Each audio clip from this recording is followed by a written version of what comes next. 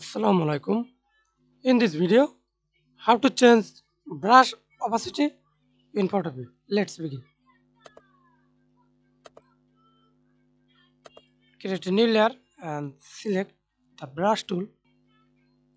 Right click on your mouse, select brush tool and see this brush style. Select your brush style. Example, I use this style and select color red and brush size.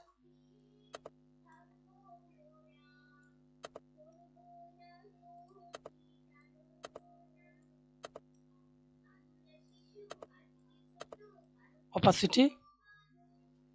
Again click a new layer, opacity, right click, use this or select any brush tool, see this, change opacity, darken, that's it. Thanks for watching video, please subscribe to my channel, like, comment, share. Use normal color.